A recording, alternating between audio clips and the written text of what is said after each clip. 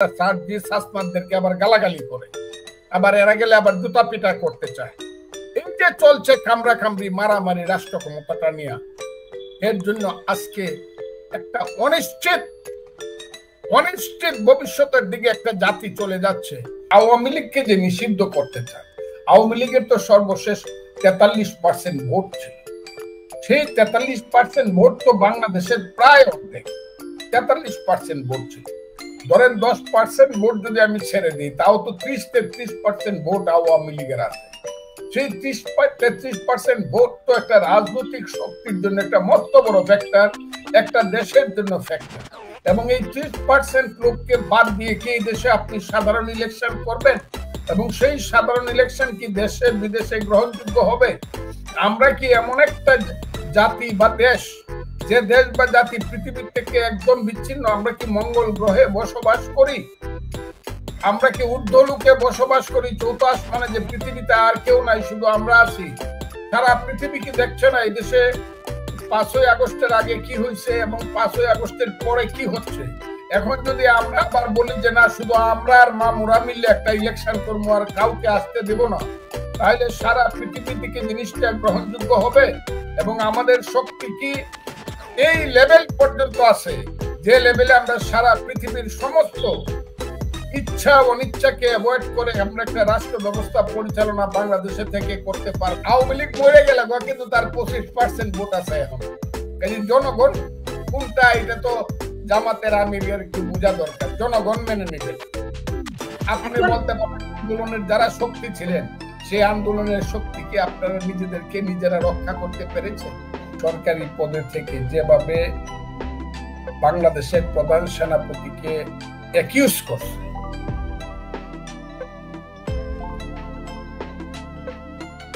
যদি দেশ এবং সংবিধান থাকে তাহলে হয় তার যাওয়া উচিত, না হয় সেনাবাহিনী প্রধানের যাওয়া উচিত। এইভাবে কি একটা কথা সে বলতে পারে? এটা কেমন কথা হলো? আমি তো বলি যে এইসব ছেলেপেলেরা আমি তো বলি এদের ঠিকানা পাওয়া যাবে না। আমি বলে দিলাম আপনাদেরকে, আপনারা মনে রাখেন, দেশ যদি সঠিক পথে আসে এদের ঠিকানা খুঁজে পাওয়া যাবে না। এরা কে এই দেশে? বাপ দাদার নাম নাই, চান মরলের বিয়াই। হ্যাঁ, এরা কে এই দেশে? এরা এইভাবে কথা বলে, দেখেন কি কথাটা বলছে, যে আমি আমার সমস্ত বেদনা বা কি নিয়ে আমি মাইনা নিচ্ছি প্রধান উপদেষ্টাকে। এই কথাটা কি সে বলতে পারে? গোপনীয়তা থেকে সে একটা চেয়ারে বসে, সরকারি চেয়ারে বসে, এটা রাষ্ট্রীয় যে সে যে শপথ নিছে, শপথের ব্যতিক্রম করলো না, যে আমি রাষ্ট্রীয় গোপনীয়তা রক্ষা করব, রাগ অথবা বিরাগের বশবর্তী না হইয়া আমি অগ্রগতি, সে কাজটা কি করবে? এর জন্য তো তার দ্রুত এখান থেকে তাকে মানে বাধ্য করা উচিত। ইউ গো।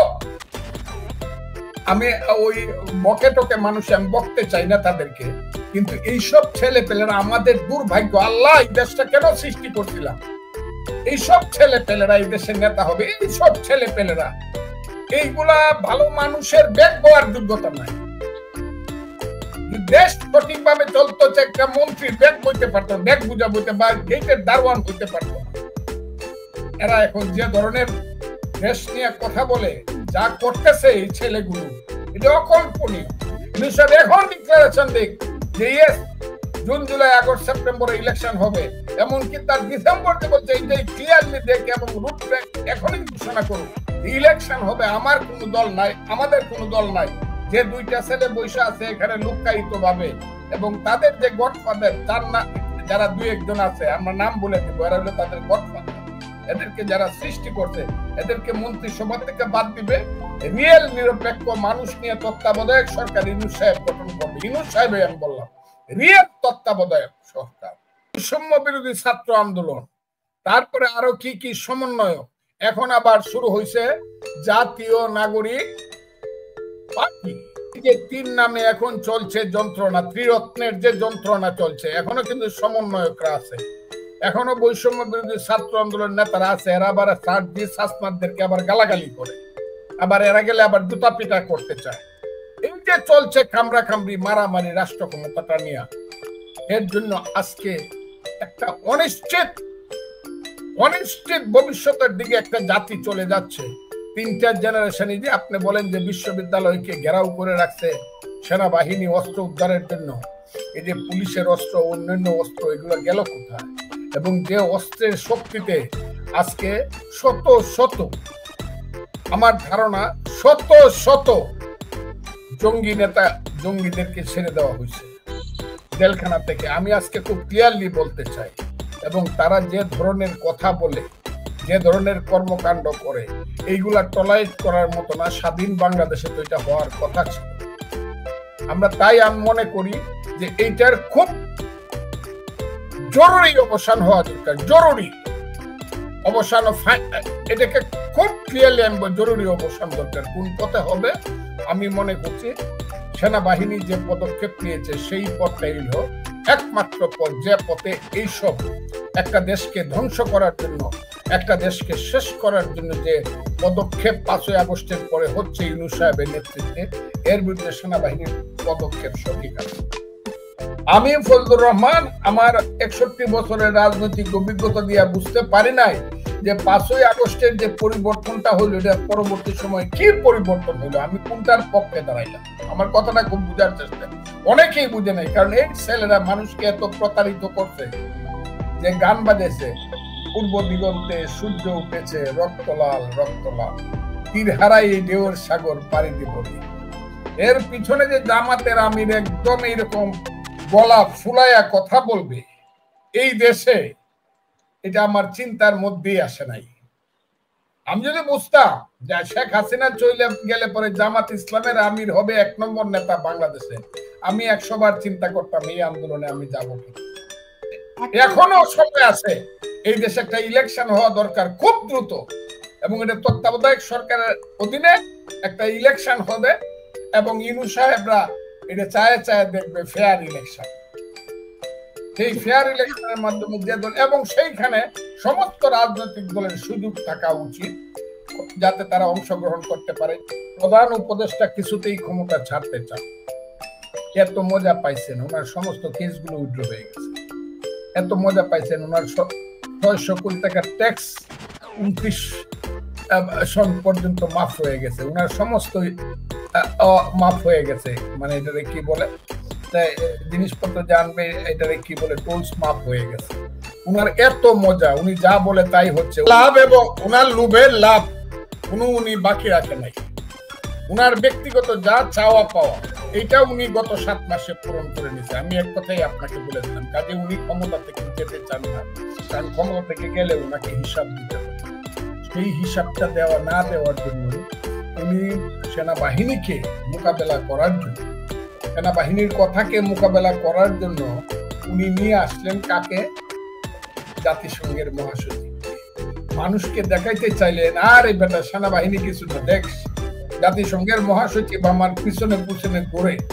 আমার সঙ্গে উনি আবার একা একা নিয়ে গেলেন জাতিসংঘের মহাসচিবকে ইফতার করার জন্য। উনি কত, আমি ওনাকে বলবো না, মানুষ মনে করে উনি কত ছোট মনের। উনি ইচ্ছা করে তো 10টা দলের প্রেসিডেন্ট সেক্রেটারি মুরব্বীদেরকে নিয়ে যেতে পারতেন, নেতাদেরকে, কিন্তু 1 লাখ লোকের সঙ্গে ইফতার করলেন উনি একা আর জাতিসংঘের মহাসচিব। এবং জাতিসংঘের মহাসচিব কথায় বার্তায় আচরে আচরণে এবং বিরোধী দলের সাথে যেসব কথা বলে গেলেন, অনেক কুয়াশা যুক্ত কথা, যে কথায় বোঝা যায় না ইউনূস সাহেব ঠিক আছে, সংস্কারই ঠিক আছে, আপনারা তাকে ডিস্টার্ব করে না, ওইটা কাভার করার জন্য কিন্তু জাতিসংঘের সচিবকে আছে। অর্থাৎ ইউনূস সাহেব শেষ চেষ্টা করতেছে সেনাবাহিনী না, কোনো কারণেই সেনাবাহিনী সহ সমস্ত জনগণ যদি চায় তার বাইরে গিয়েও জাতীয় এবং জাতিকভাবে কোন পলিসির মাধ্যমে রাষ্ট্র ক্ষমতায় দীর্ঘদিন থাকবে।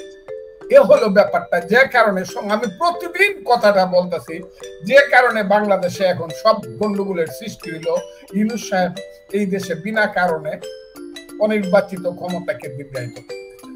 উনি যদি আজকেই খালি এই রাত্রে 12টার সময় বলে যে আমি নির্দিষ্টভাবে বললাম আগস্ট মাসে ইলেকশন হবে এবং এই তার রোড ম্যাপ, কালকে আমি নির্বাচন কমিশনকে আমি অনুরোধ করতেছি আপনারা রোড ম্যাপ ঘোষণা করেন, কালকে এই পরশুদিন থেকেই দেশ ঠান্ডা হয়ে, কিন্তু উনি এটা করবেন।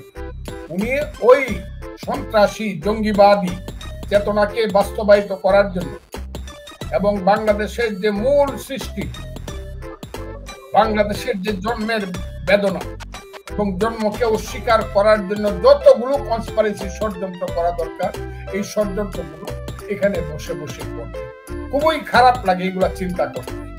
আজকে বাংলাদেশে বসে আমি মুক্তিযোদ্ধা হিসাবে আমাকে শুনতে হয় যে এই দেশে মুক্তিযুদ্ধ হয়েছিল কিনা, মুক্তিযুদ্ধ স্বাধীনতা থাকবে কিনা, নাকি এই দেশ আফগানিস্তান হবে, এই দেশ তালেবান হবে, এই দেশ আল কায়দা হবে, এই দেশ হিজবুত তাহরির হবে।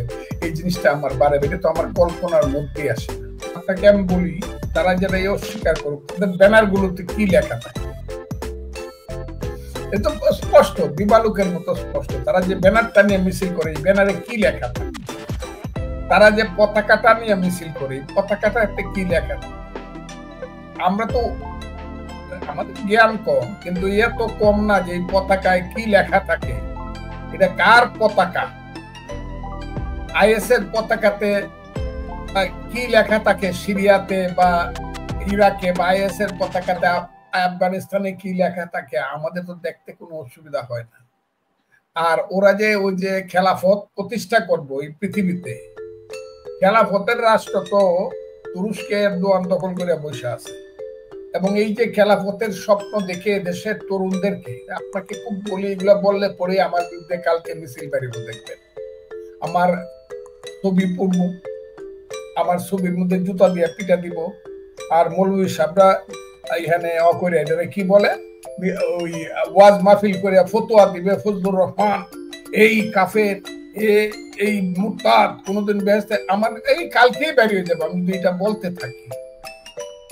কথাটা খুব বুঝার চেষ্টা করেন। একটা দেশে কোনো আধুনিকতা নাই, একটা মডার্ন স্টেট, জ্ঞান বিজ্ঞান শিক্ষা দীক্ষা, স্কুল কলেজ বিশ্ববিদ্যালয় রিসার্চ, এই সম্পর্কে কোনো চিন্তা ভাবনাই নাই। মিছিল বাড়িতেছে কোথেকে?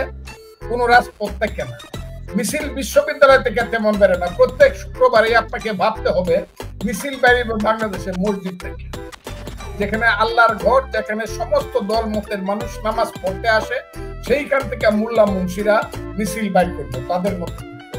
আমি সবসময় এই কথাটা বলি, মসজিদ থেকে মিছিল বের হবে কেন?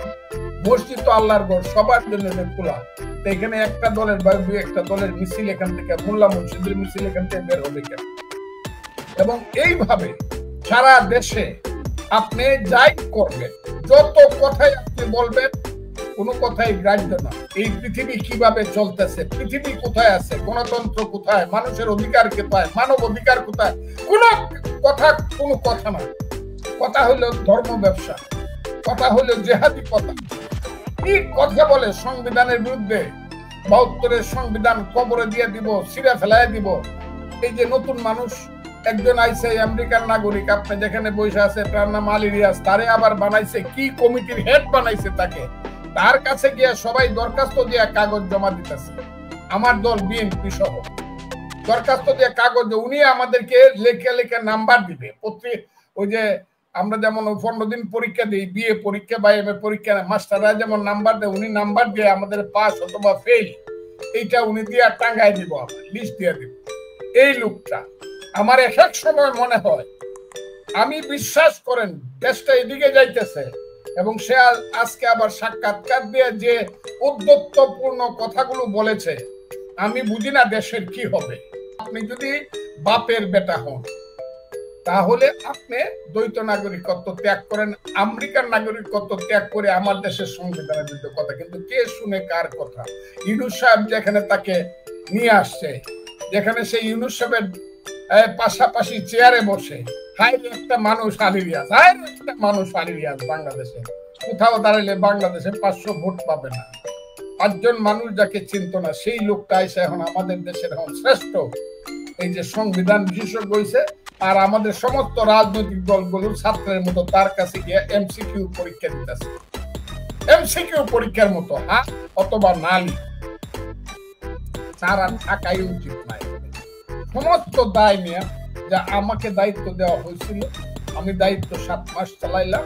আমার কাছে মনে হচ্ছে আমার দায়িত্ব প্রতিপালন হচ্ছে না বলে I do hereby resign, এবং লেট দেয়ার বি এ তত্ত্বাবধায়ক সরকার। অলরেডি তত্ত্বাবধায়ক সরকারের আইন হয়ে আছে, সেই তত্ত্বাবধায়ক সরকার বসে 120 দিনের মধ্যে 4 মাসের মধ্যে ইলেকশন দিয়ে দিলে এই দেশ সঠিক হয়ে যাবে। আপাতত এই দেশের শান্তি শৃঙ্খলা রক্ষা করার পুলিশ বাহিনী এখনো দুর্বলতার মধ্যে আছে, তবে তাদের দুর্বলতা কাটায় উঠতেছে বলে আমার মনে হয়। কিন্তু সেনাবাহিনী খুব শক্ত হাতে এইসব জঙ্গিবাদী মিছিল মিটিং, এইসব জঙ্গিবাদী কথাবার্তা এবং কর্মকাণ্ড এবং সমস্ত অবৈধ অস্ত্র উদ্ধারের জন্য যা যা করা দরকার সেনাবাহিনী তা করবে এবং বাংলাদেশের মানুষ তাদের পক্ষে থাকবে।